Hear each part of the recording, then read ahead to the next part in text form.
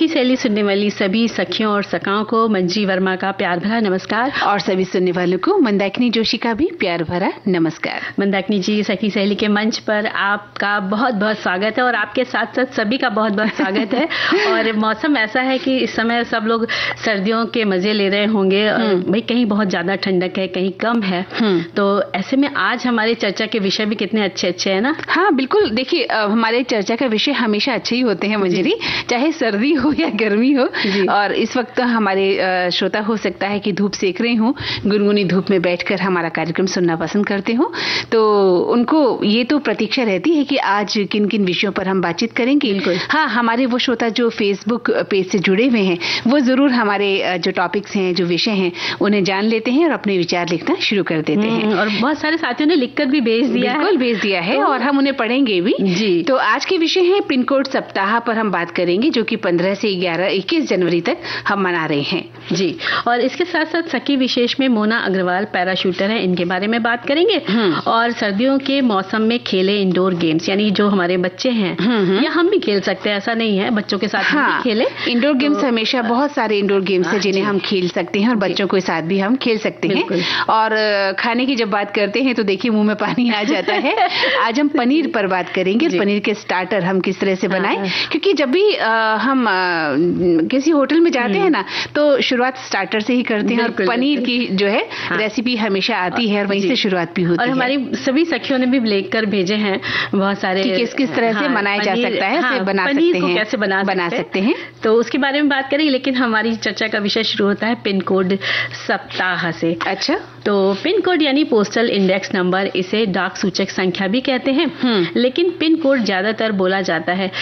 ये ऐसी प्रणाली है जिसके माध्यम से एक विशिष्ट सांख्यिक पहचान प्रदान की जाती है और इस पिन कोड संख्या के द्वारा जो सामान डाक द्वारा भेजा जाता है वो सही स्थान पते पर पहुंचने में सहयोगी होता है। भारत में पिन कोड में 6 अंकों की संख्या होती है। डाक विभाग में इस संख्या से पत्रों की छटाई होती है। जी बिल्कुल सही कहा। जब भी पुराने जमाने में हमारे पास इनलैंड या पोस्ट कार्ड आते थे तो उसमें पिन कोड हम लिखा करते थे, जो सामने वाला हमें भेजता था तो पिन कोड, तब बचपन में इसकी महत्ता हमें मालूम नहीं होती थी मंजरी, है ना, कि ज्यादातर लिखते भी नहीं। हाँ, लिखते भी नहीं थे, लेकिन एक समय ऐसा आया जब हमें पता चला कि पिन कोड लिखना कितना जरूरी होता है और इसका महत्व क्या है। तो आज वही सप्ताह हम मना रहे हैं। पिन जो प्रणाली को 15 अगस्त 1972 को आरंभ किया गया था और भारत में 9 पिन क्षेत्र हैं। पिन कोड का जो पहला अंक, भारत की बात अगर हम करें अपने देश की, तो उनके क्षेत्रों को, शहरों को दर्शाता है और पहले जो 2 अंक मिलकर इस क्षेत्र में उपस्थित उपक्षेत्र या डाक वृत्तों में से किसी एक डाक वृत्त को भी दर्शाते हैं। और पहले 3 अंक मिलकर जिले को और अंतिम 3 अंक जो होते हैं वो सुपुर्दगी करने वाले डाकखाने का प्रतिनिधित्व करते हैं और इस तरह से डाकखाने का काम पत्र छांटने में सरल भी हो जाता है।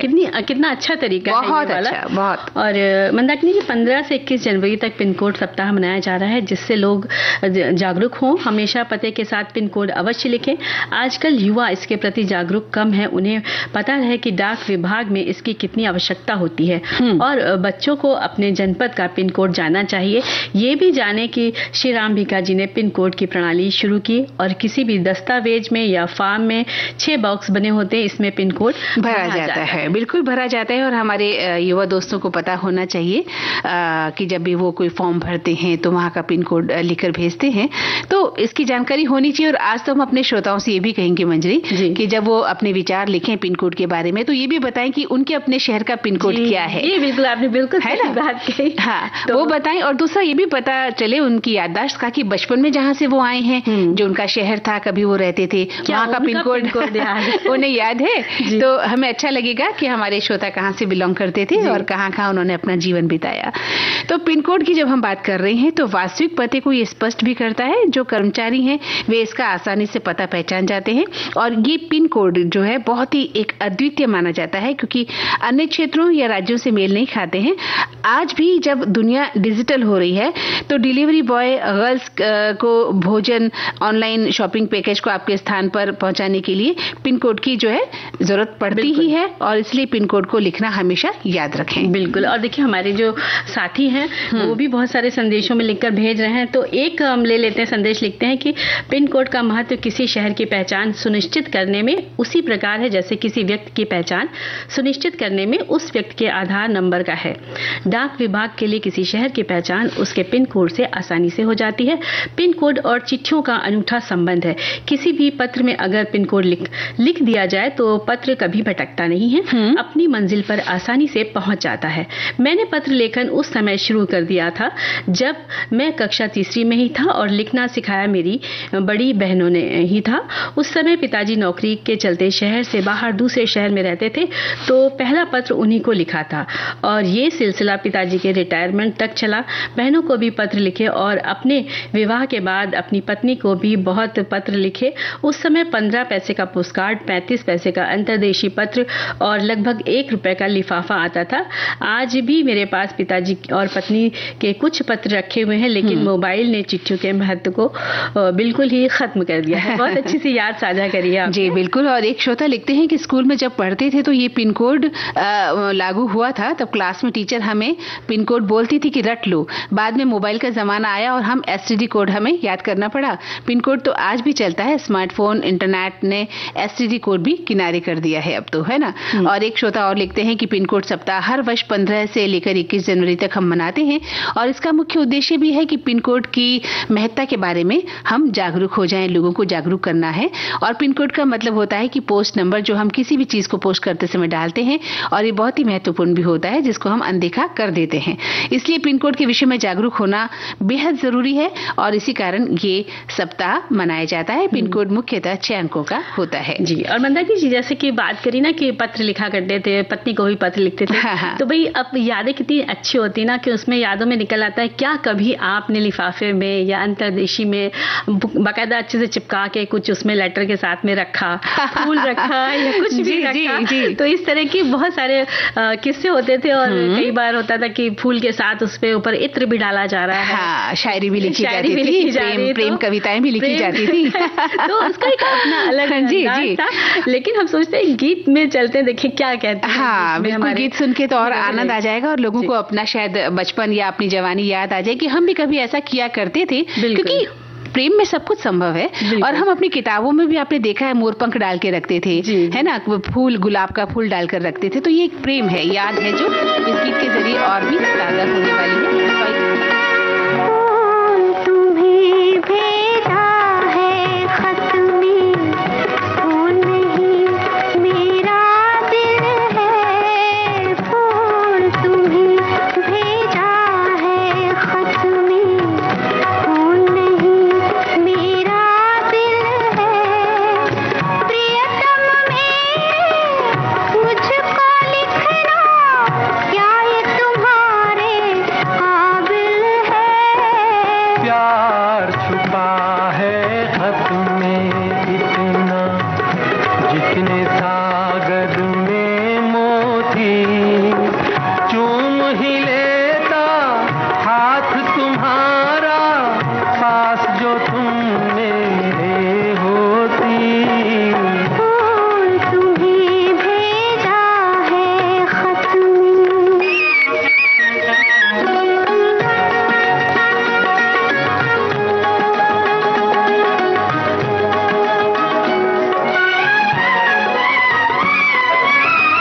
नींद तुम्हें तो आती होगी, क्या देखा तुमने सपना। आँख खुली तो तन्हाई थी, सपना हो न सका अपना। तन्हाई हम दूर करेंगे, ले आओ तुम शहनाई। प्रीत बढ़ाकर भूल न जाना, प्रीत तुम्ही ने सिखलाई। फूल तुम्हें भेजा है खत में।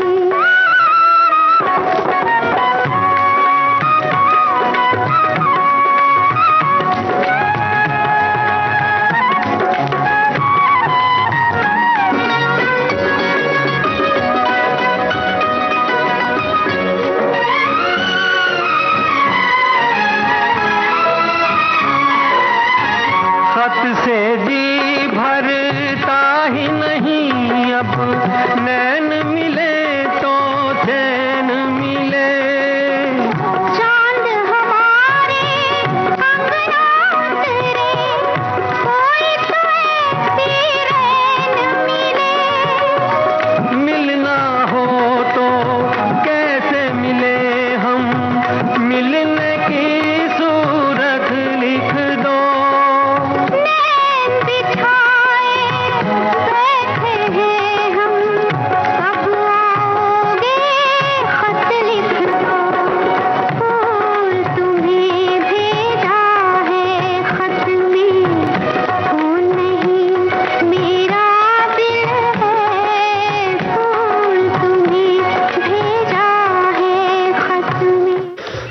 तो देखिए, खत में फूल भेजना कितना अच्छा लगता है ना। वो दिन याद आ जाते हैं कि जब चिट्ठी में रख के भेजा जाता था। तो मंदाकिनी जी, ऐसे मेरे परिवार में एक नई दुल्हन आई थी।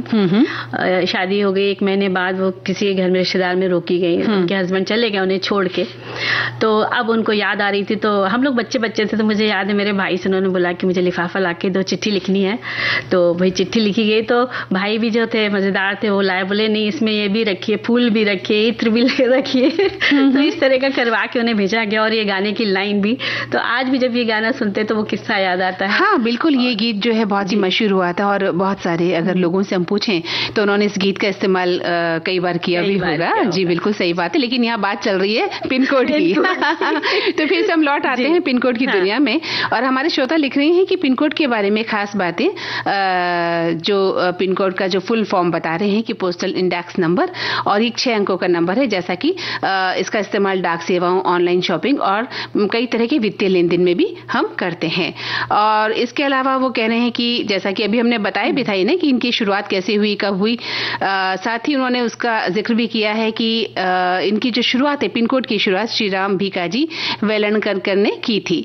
और पिन कोड के हर अंक का एक खास मतलब होता है, जैसा कि हमने भी शुरू में बताया था। वही ये लिख रहे हैं। और ऑनलाइन शॉपिंग में पिन कोड बताने के बाद ही पता चलता है कि खरीदी गई वस्तु आपके पते पर पहुंचेगी या नहीं। और पिन कोड का इस्तेमाल इंडियन पोस्ट ऑफिस को ढूंढने के लिए भी किया जाता है। और पिन कोड के अंक और उनका मतलब है, पिन कोड का पहला अंक क्षेत्र को, दूसरा अंक क्षेत्र को, तीसरा अंक छटाई जिले को दर्शाता है, जैसा कि हमने शुरुआत में इनको बताया भी था। और एक संदेश में लिखते हैं कि इनमें से एक जोन भारतीय सेना के लिए भी है, जिसमें इस सभी जोन को अलग अलग कोड दिए गए हैं। कोड का पहला अंक उस राज्य को दिखाता है जो खत भेजना है। उदाहरण के लिए उत्तर प्रदेश और उत्तराखंड एक ही जोन में है, जिनका नंबर 2 है। यानी इन दोनों राज्यों के सभी स्थानों के पिन की शुरुआत 2 से होगी। इसके बाद पिन कोड का दूसरा अंक सब जोन को दर्शाता है, वहीं तीसरा अंक जिले को दर्शाता है। इसके बाद 3 अंक पोस्ट ऑफिस को बताते हैं। इस तरह 6 अंकों के पिन कोड को डिजाइन किया गया है। बहुत अच्छी जानकारी इन्होंने लिखी है। और एक श्रोता लिख रहे हैं कि पिन कोड का अर्थ बताते हुए बता रहे हैं कि 6 अंकों से बना कोड है, और इस पिन कोड की शुरुआत 15 अगस्त को 1972 में हुई थी। पूरे देश को 9 पिन क्षेत्र में बांटा गया है, यानी 1 से 8 अंक देश के उत्तर, दक्षिण, पूर्व, पश्चिम और मध्य भौगोलिक क्षेत्र के लिए है, और अंक 9 भारतीय सेना डाक के लिए है, आरक्षित कर दिया गया है। और जैसे देश के विभिन्न शहर या गाँव में टेलीफोन पर सीधे बात करने के लिए निश्चित एसटीडी कोड होता है, वैसे देश के विभिन्न गांव और शहर की डाक को आसानी से पहुंचाने के लिए एक निश्चित पिन कोड भी होता है। तो सखी सहेली मन से जुड़ने वाली सिंह राशि वाली दोनों बहनें मंदाकिनी जी और मंजरी जी को ये नमस्कार भी लिखते हैं। और इसी तरह हमारा पिन कोड एक नहीं है ना मंजरी जी? बिल्कुल, पिन कोड अलग अलग पिन कोड है। और एक और लिखते हैं कि पिन कोड के 2-2 अंक राज्य, जिला, मोहल्ला को दर्शाते हैं। अगर चिट्ठी का पता थोड़ा गलत हो और पिन कोड सही हो तो भी पत्र सही स्थान पर पहुंच सकते हैं। यानी कि सबने बहुत सारी बातें लिख करके भेजी हैं और बड़ा अच्छा भी लग रहा है। और एक लिखते हैं कि आबादी बढ़ी तो डाक विभाग में पत्रों को छांटने में काफी दिक्कत आने लगी, क्योंकि लोगों को पत्रों के माध्यम से ही अपने इष्ट मित्रों का हालचाल मिलता था। और जैसे शुरुआत बताई गई है कि इन्होंने लिखा है कि 15 अगस्त 1972 को पूरे देश को 8 सर्किलों में बांटकर क्षेत्र के अनुसार पिन कोड नंबर दिया गया, जिसमें 6 अंक होते हैं और शुरू के 2 अंक जैसे हम लोग बता ही चुके हैं। और बाकी आगे ये लिखते हैं कि इससे पत्र छांटने में आसानी होती है, और कहीं भी किसी पत्र में अधूरा पता होने पर नीचे पिन कोड नंबर यदि है तो उस पते तक वो पत्र पहुंच ही जाता है। हर वर्ष 15 जनवरी से 21 जनवरी तक पिन कोड सप्ताह मनाया जाता है, ये हमने भी आप सबको बताया ही है। और जो सभी जन सामान जागरूकता के लिए किया जाता है। आजकल ऑनलाइन सामान मंगाने पर बाहर से लोग पिन कोड अवश्य पूछते हैं, उसी पिन कोड के आधार पर डिलीवरी मैन उस व्यक्ति तक सामान को पहुंचा देते हैं कि यानी कि पिन कोड बहुत ही जरूरी है। और एक श्रोता ने अच्छी बात लिखी है कि जब 1972 से पहले हम कोई खत लिखते थे तो उससे पहले पोस्ट ऑफिस में खोलकर पढ़ा जाता था, इसके बाद उसे अलग अलग खंडों से बांटकर आगे भेजा जाता था। लेकिन ये काम बहुत पेचीदा था और इसके बाद गलत पते पर भी खत पहुंच जाते थे। और इसी परेशानी से मुक्त होने के लिए जो है इसको इजाद किया गया और आज भी ये प्रासंगिक है। और इन्हें वेलणकर साहब को जो है इस सिस्टम का जनक भी माना जाता है। बिल्कुल। और एक श्रोता लिखते हैं कि सखी सहेली तुम सप्ताह के 7 दिन क्यों नहीं आती हो? 5 दिन तो पंख लगाकर उड़ जाते हैं सुंदर सपनों की तरह, पर 2 दिन का इंतजार वर्षों का प्रतीत होता है।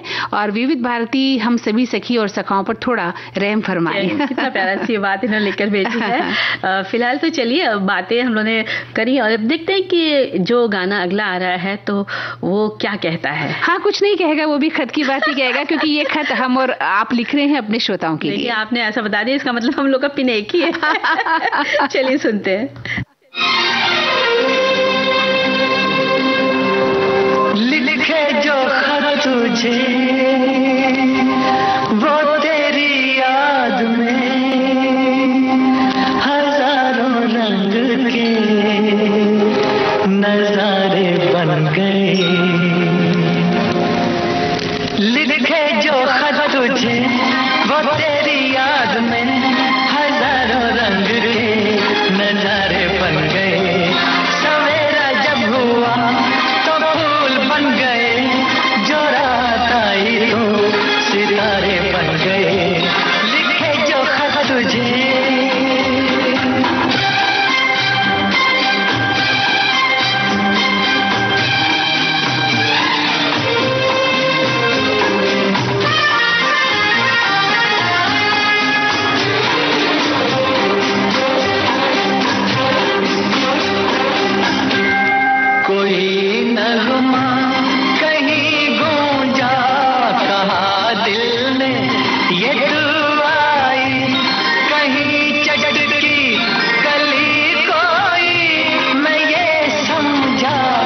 शर्माई, कोई खुशबू कहीं बिखरी, लगा ये जुल्फ लहराई।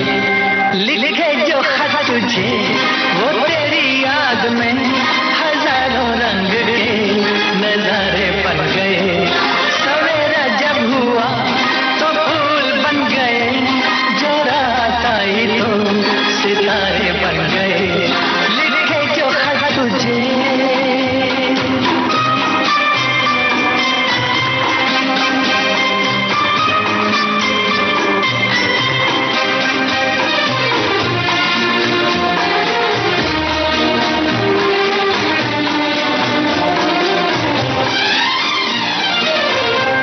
फिजा रंगी अदा रंगी, ये इतलाना ये शर्माना, ये अंगड़ाई ये तन्हाई, ये तरसा कर चले जाना।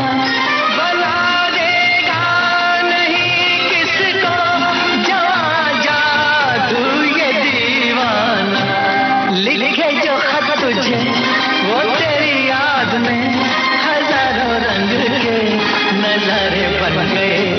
सवेरा जब हुआ तो फूल बन गए, जो रात आई तो सितारे बन गए। लिखे जो खत तुझे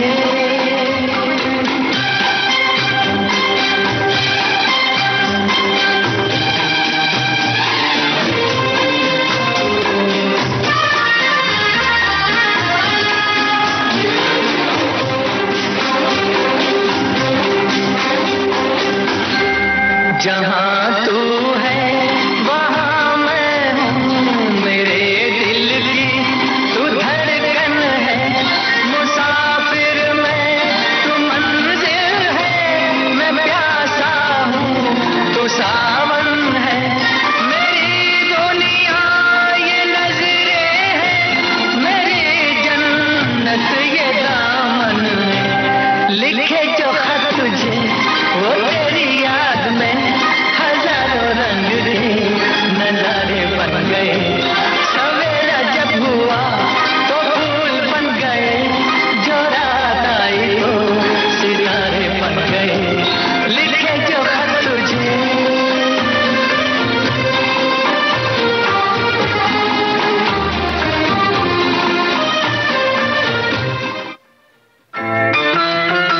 विविध भारती पर हर रोज दिन में 1 बजे विविध भारती की गीत माला आपके साथ। जन्म जन्म का साथ है तुम्हारा।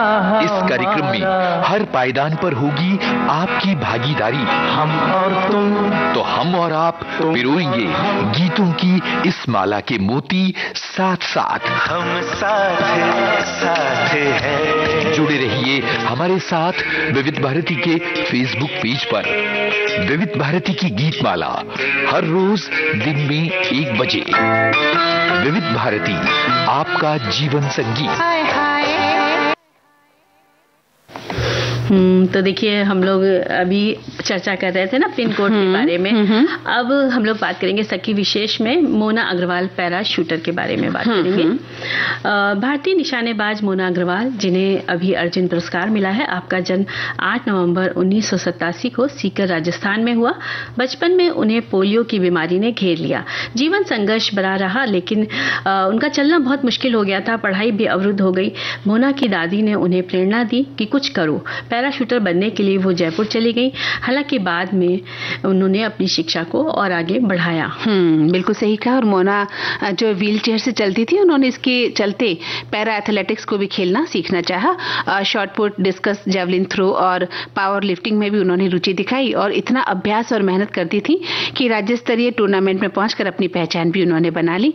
और कुछ तकलीफों के कारण अपने सपनों को पूरा करने के लिए सन 2021 में पैरा शूटिंग में जाने का भी उन्होंने मन बना लिया था। बिल्कुल। और मोना की मेहनत रंग लाई। सपना 2023 में सच हुआ और जब क्रोएशिया के ओसिजिक में होने वाले WSPS विश्व कप के लिए उन्हें चुन लिया गया। वो कहते हैं ना कि कोशिश करने वालों की कभी हार नहीं होती। हौसला, हिम्मत, लगन और धैर्य वो सफलता दिला देती हैं जिसका सपना आपने बना रखा होता है। बिल्कुल सही कहा मंजी। और उन्होंने अपने पहले प्रयास में ही कांस्य पदक भी जीत लिया और मोना की खुशी की कोई सीमा नहीं थी। उसके बाद 2022 में एशियाई पैरा खेलों में और लीमा में 2023 WSPS चैंपियनशिप के जरिए पेरिस 2024 पैरालंपिक के लिए क्वालिफाई करने का उन्होंने लक्ष्य रखा। हालांकि इतना बड़ा लक्ष्य पूरा करने में वो सफल तो नहीं हो पाई, लेकिन उनके हौसले और मजबूत होते चले गए। जब दिल्ली में 2024 में WSPS विश्व कप हुआ, तब 250.7 के स्कोर से वो जीत गई और स्वर्ण पदक लेकर ही उन्होंने माना, एक तरह से ठान ली थी कि मैं कुछ न कुछ लेकर आऊंगी, और स्वर्ण पदक जीत गई। और इनके बारे में हम अभी और बातें करेंगे, लेकिन मंदाकिनी जी एक गीत और सुन लेते हैं। जी बिल्कुल, सुनाइए। मिलो न तुम तो हम घबराए, मिलो तो आँख चुराए, हमें क्या हो गया है, हमें क्या हो गया है।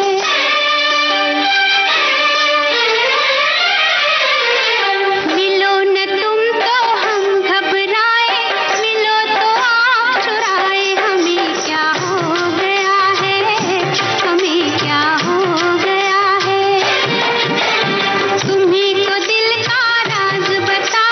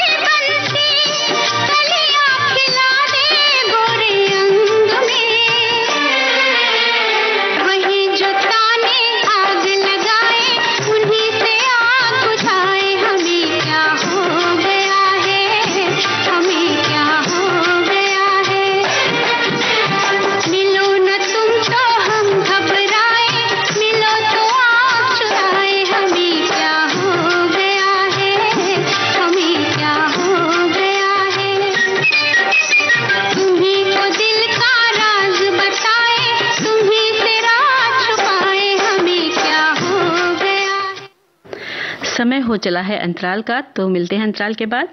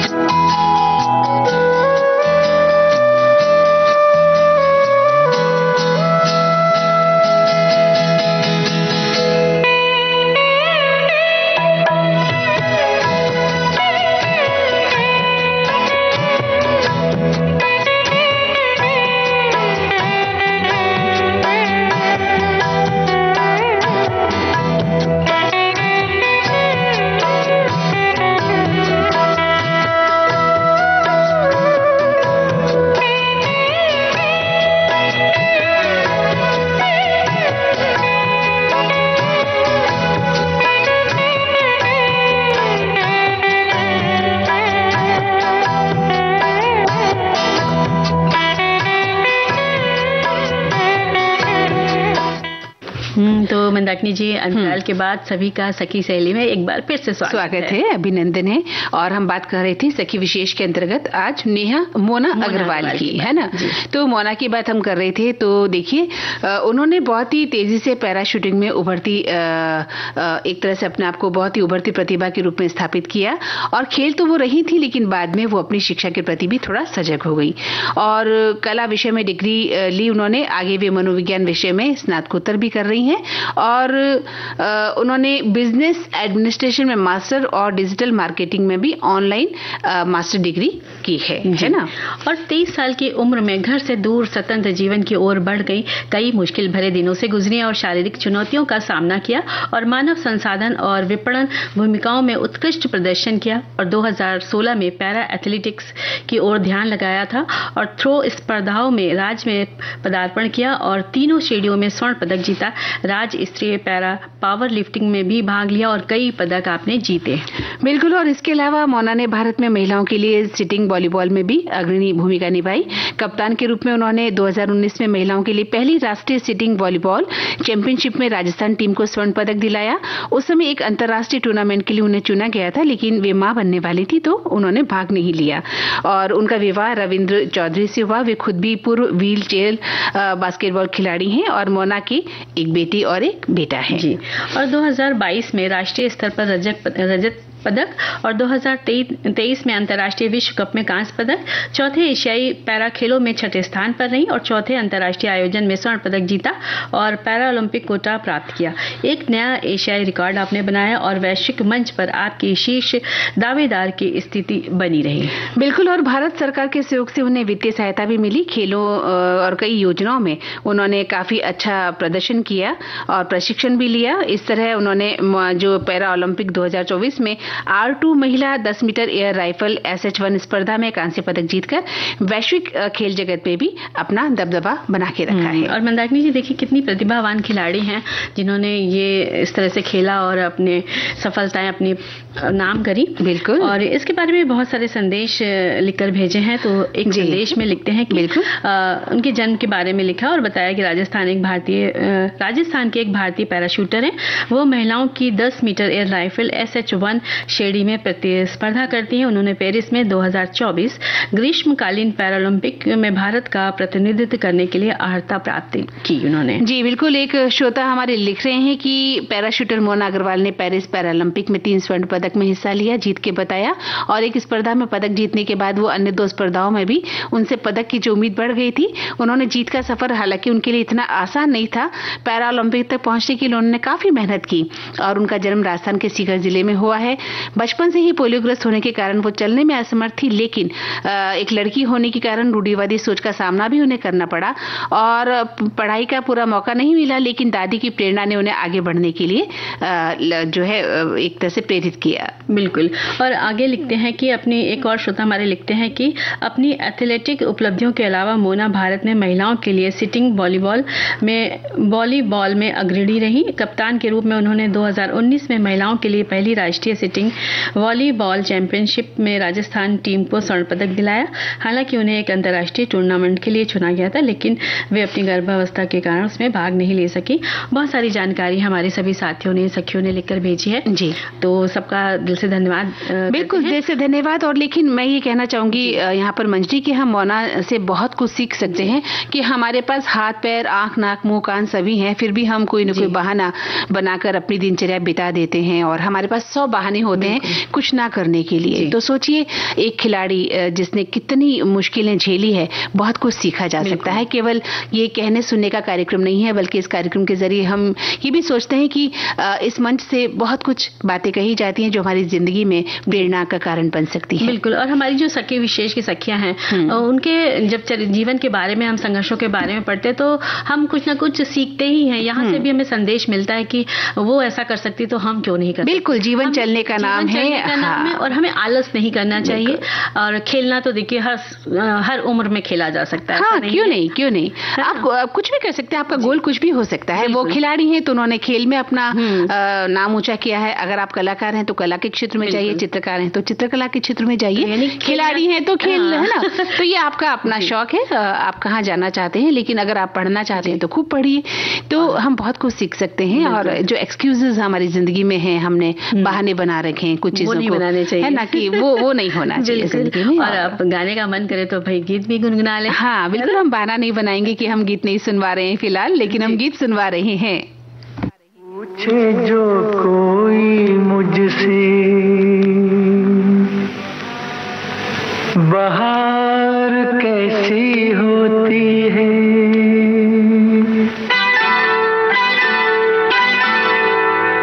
पूछे जो कोई मुझसे बहार कैसी होती है, नाम तेरा लेके कह दूं कि यार ऐसी होती है। पूछे जो कोई घटा घंघोर कैसी होती है, तेरे जैसी होती है और कैसी होती है। पूछे जो कोई मुझसे बहार कैसी होती है।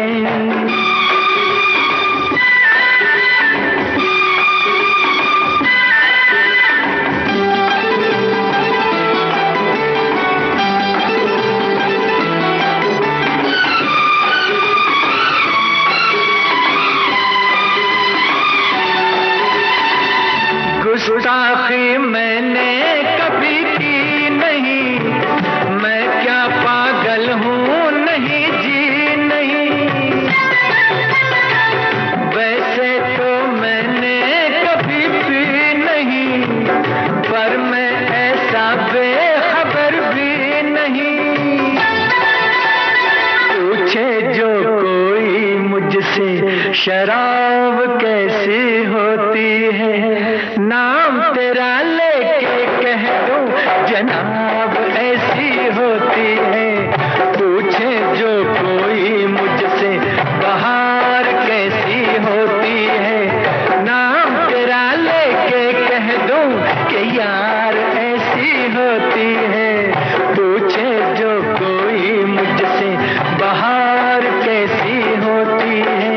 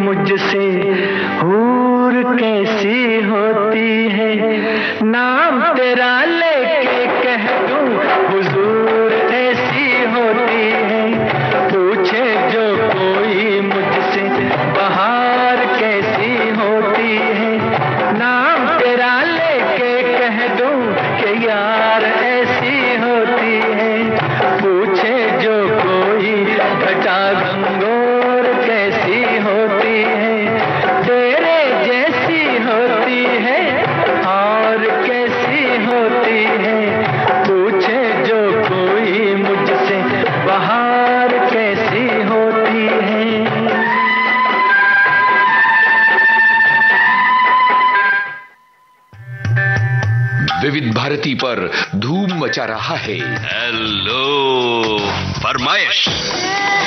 मुद्दत से दूर थे तुम हम, एक जमाने के बाद मिलना अच्छा लगा। जब से ये प्रोग्राम बंद हुए थे ना, तब लोग चर्चाएं करते थे कि विविध भारती से कब प्रोग्राम चालू होंगे। हम लोगों को अब सफलता मिली है तो हमें बहुत खुशी है सर।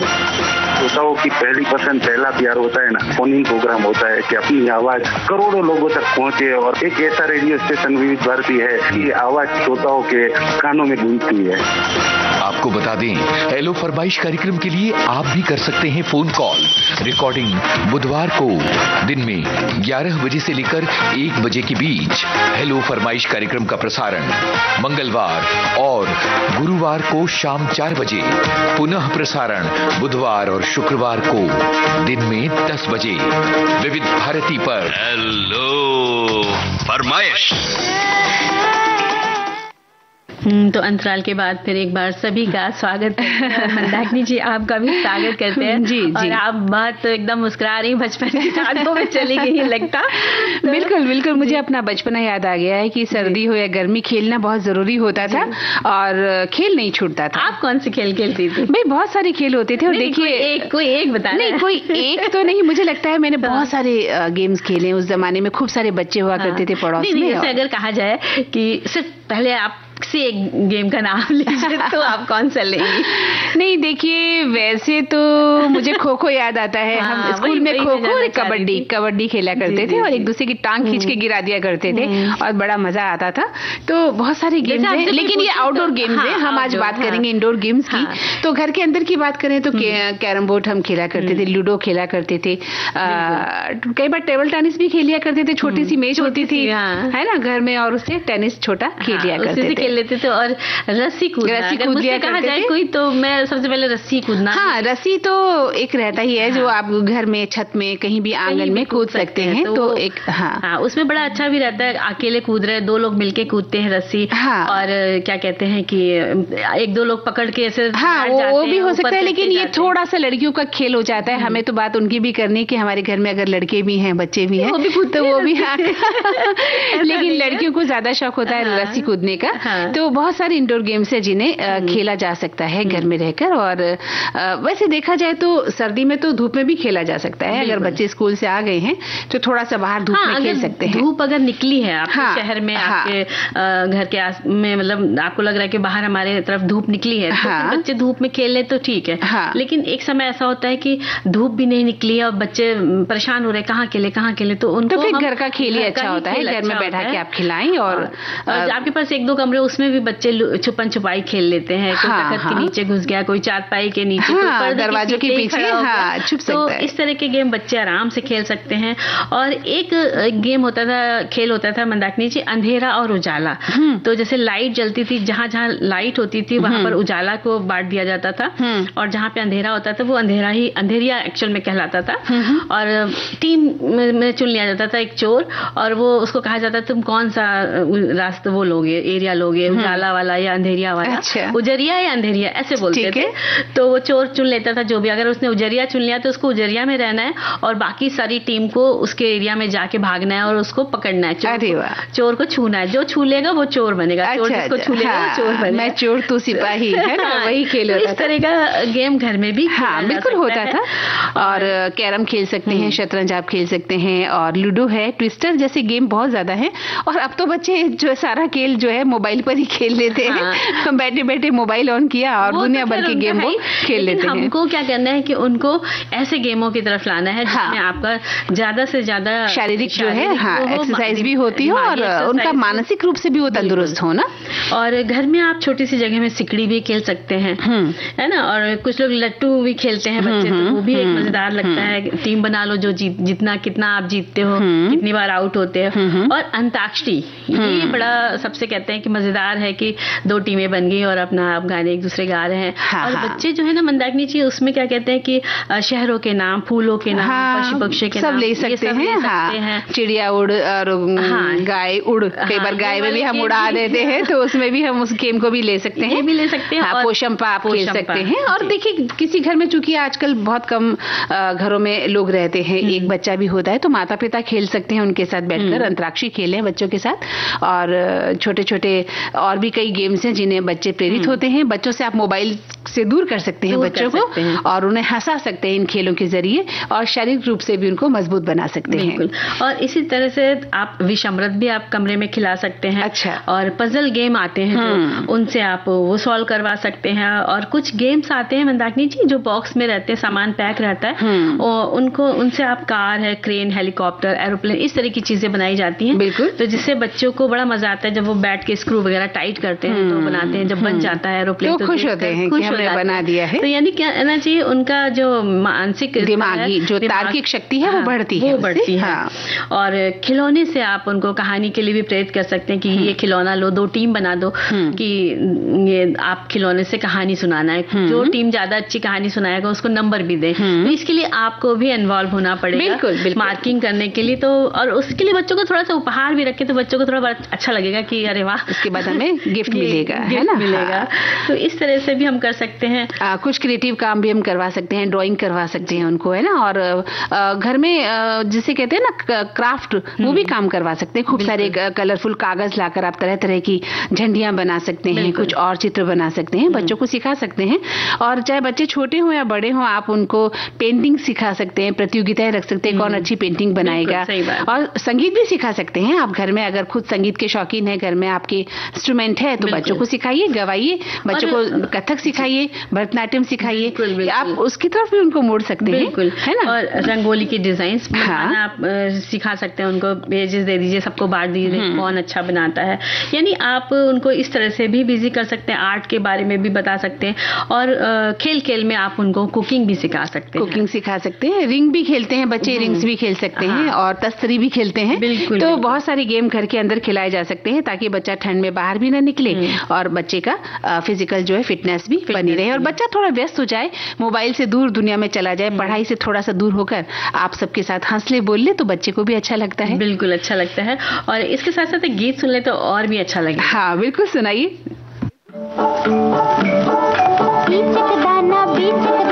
दाने ऊपर दाना, एक दाना, बीच का दाना, बीच का दाना, दाने ऊपर दाना, एक दाना।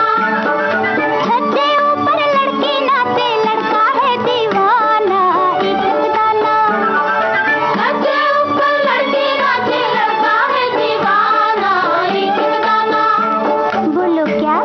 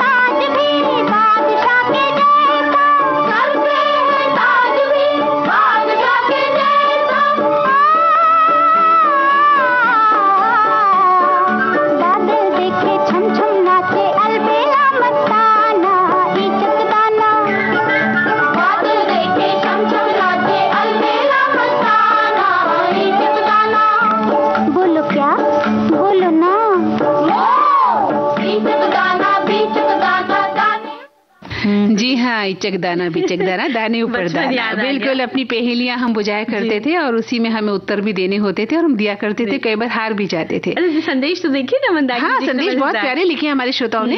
वो लिख रहे हैं कि हम लोग गट्टे खेला करते थे कमरे में, अंदर ही चोर सिपाही पेपर लिखकर खेला करते थे। एक श्रोता लिख रहे हैं कि हम लोग सिकड़ी खेलते थे छत पर बनाकर, और एक ने लिखा है कि खो खो हमें भी बहुत पसंद था और रस्सी भी हमें बहुत पसंद थी, और एक ने बिल्कुल सही लिखा कि रेलवे लाइन से पत्थर उठाकर गाना गोटी खेलते थे। तो बहुत ही सुंदर पत्थर होते थे मंजरी, गोल गोल से पत्थर होते थे, चिकने चिकने धो धुआ कर रखते थे हम लोग उन्हें, उठा के वहां से चुन चुन आते थे तो गुट्टे खेलते थे और गेंद के साथ गुट्टा खेला करते थे। और दिखते हैं कि गर्मियों में ज्यादातर इंडोर गेम ही खेलते थे। उसमें आंगन या छत पर समतल जमीन पर एक खट दो खट सपाटू खेलते थे, खड़िया से चौखटा बनाकर उसमें कूद फांद कर एक पैर से भी बनाकर खेलते थे। हमारी अच्छी एक्सरसाइज हो जाए। बिल्कुल, पैलदूज कहते हैं ना उसे, जैसे पैलदूज खेला करते थे और खूब लंगड़ी टांग चला करते थे, लंगड़ी टांग भी खेला करते थे। बिल्कुल। और एक श्रोता लिख रहे हैं कि हम अपनी बेटी के लिए गाजर का अचार बना रहे हैं, तो आप दोनों की बातों का आनंद भी ले रहे हैं। काम के साथ विविध भारती के आनंद का क्या कहना भाई, गाजर तो हमें भी पसंद है। बिल्कुल। यानी कि बहुत अच्छी सी बात है। लिख रही है ठंड के मौसम में शायद ही ऐसा कोई होगा जिसको रजाई छोड़कर काम करने का मन करता होगा। इस मौसम में लोगों के अंदर आलस आने लगता है। हालांकि कुछ लोग ठंड के मौसम में भी खुद को तरोताजा रखने के लिए कुछ खास खेलों का सहारा लेते हैं। लूडो, कैरम, चेस, अंताक्षरी और कई भी खेल जो घर के अंदर खेले जाते हैं।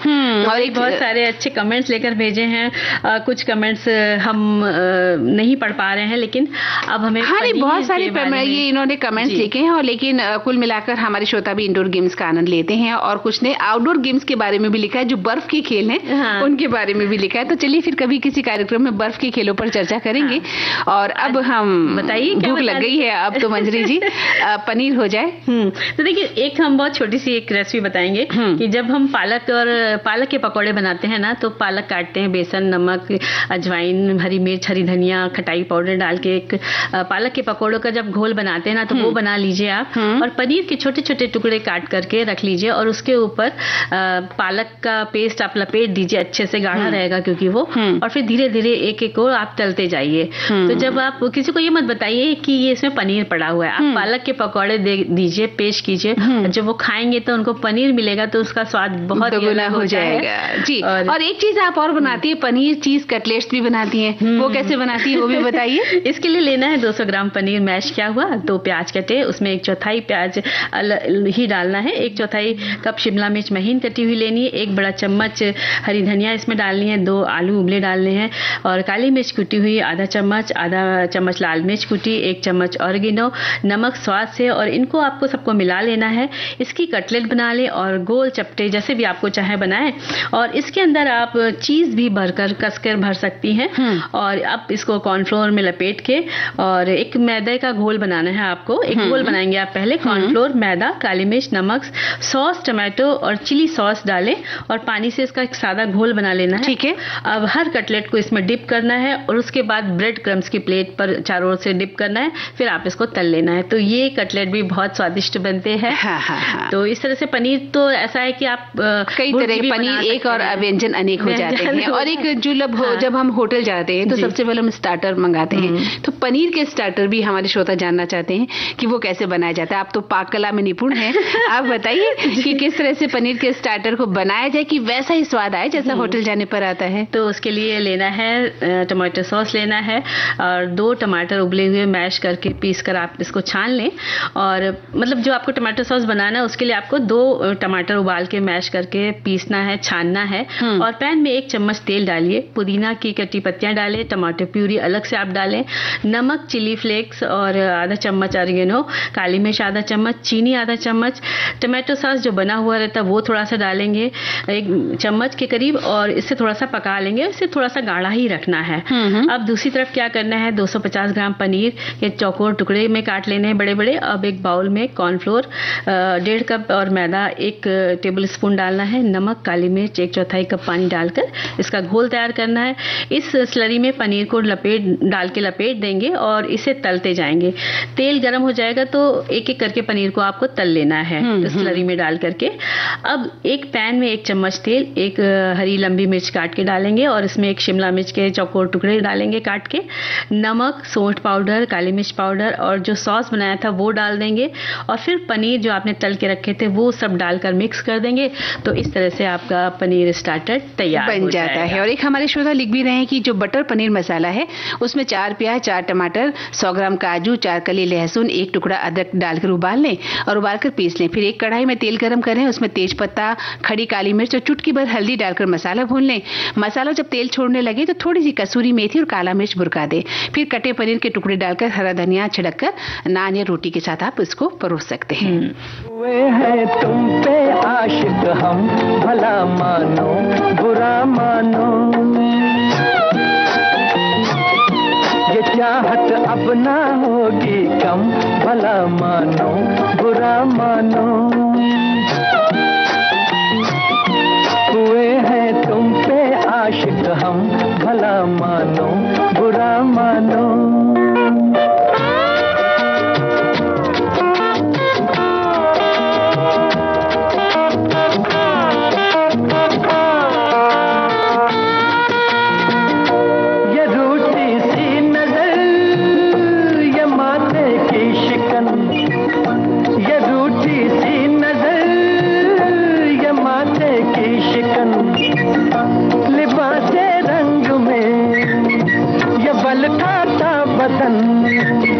है प्यासा प्यार का ये सारा बांटपन, है प्यासा प्यार का ये सारा बांटपन। ओ हो प्यार क्या है जान तमन्ना, अब तो पहचानो। हुए हैं तुम पे आशिक हम, भला मानो बुरा मानो, ये चाहत अब ना होगी कम, भला मानो बुरा मानो।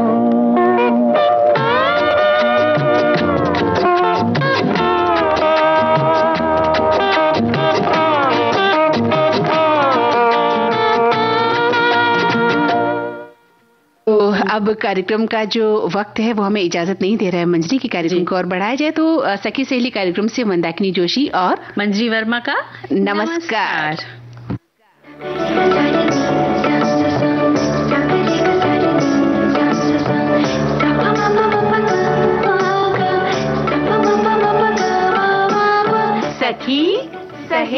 सखी सहेली कार्यक्रम की प्रस्तुतकर्ता अनुश्री पाठक।